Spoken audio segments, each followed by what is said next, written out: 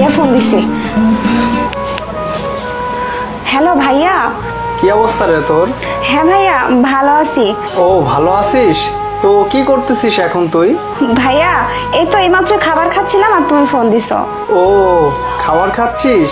কোথায়, বাড়িতে নাকি? আর বলো না ভাইয়া, নয়ন তো আমাকে জোর করে রেস্টুরেন্টে নিয়ে চলে আসছে। আমি ওকে এত বলি যে রোজ রোজ কি বাইরে খেতে ভালো লাগে, তারপর আমার কোনো কথাই শোনে না। আমাকে নিয়ে জোর করে 5 স্টার হোটেলে নিয়ে চলে আসছে। আমি আসতে চাইলাম না, জোর করে নিয়ে আসলো আর এসে একের পর এক অর্ডার দিচ্ছে। তো 5 স্টারে গিয়ে কি খাচ্ছিস তুই? Burger, pizza, chicken fry, fried rice, আরো কত কি যে অর্ডার দিচ্ছি। এত খাবার কি খাওয়া যায়? আমি তো খুব বোর হয়ে যাচ্ছি ভাইয়া।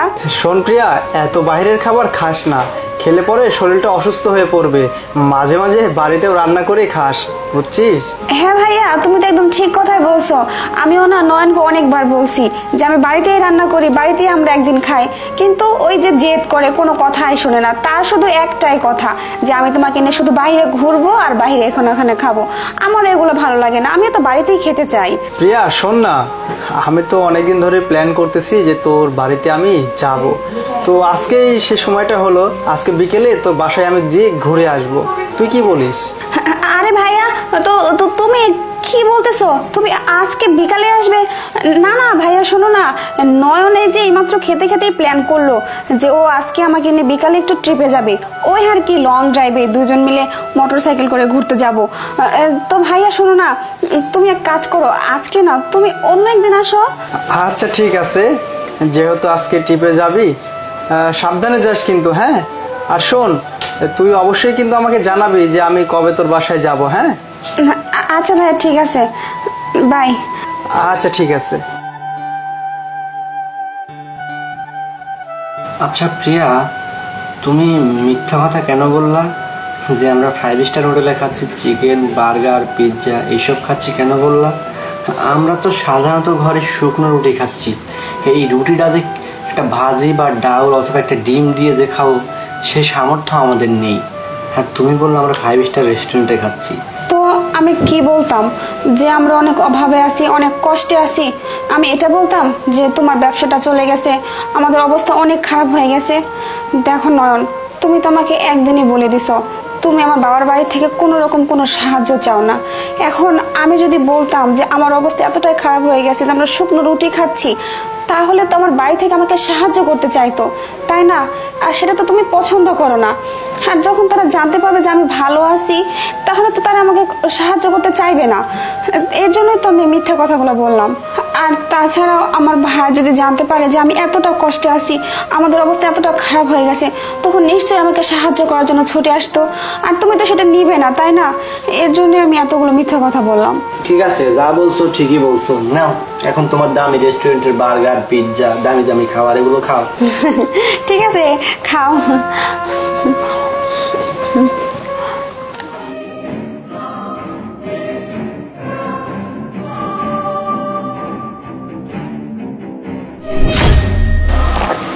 আরে ভাইয়া, তো তুমি এখানে? হ্যাঁ আমি এখানে তোর বিলাসবহুল বাড়ি দেখার জন্য চলে আসলাম। হ্যাঁ যাই হোক, বাড়িটা তো খুব দারুণ করছিস, আর উপরের ফ্ল্যাটগুলো তো অস্থির, দেখেই তো বোঝা যাচ্ছে খুব সুন্দর হয়েছে। কিন্তু ভাইয়া তুমি আমার ঠিকানা কোথায় পেলে? কেন? ওই তো খুঁজতে খুঁজতে চলে আসলাম। আর তোর এত খারাপ অবস্থা, তুই দিনের পর দিন আমাকে মিথ্যা কথা বলে যাচ্ছিস, তবুও তো একটাবার আমাকে বলার প্রয়োজন মনে করিস নাই কেন? আমাকে বললে কি কোনো ক্ষতি হতো নাকি তোর? না না ভাইয়া, ক্ষতি হবে কেন? আর আমি যেমন আছি ভালোই তো আছি। এখন না হয় একটু খারাপ সময় যাচ্ছে, তাই বলে তো আমি অসুখী নেই, আমি তো ভালোই আছি। হ্যাঁ এটা ঠিক যে আগের থেকে আমাদের অবস্থায় একটু অবনতি হয়েছে। এক সময় আমাদের ভালো সময় ছিল, এখন হয়তো আমাদের অবস্থাটা একটু খারাপ হয়ে গেছে। তাতে কি হয়েছে? আমি পরিস্থিতির সাথে নিজেকে মানিয়ে নিছি, আমার কোনো সমস্যা হয় না। হ্যাঁ বুঝতে পারছি, কিন্তু তোকে এইভাবে দেখে আমার খুব কষ্ট লাগতেছে।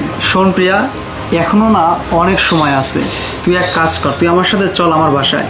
এই অভাবের সংসারে না থেকে আমার সাথে চল, অনেক সুখে থাকবি বোন, চল।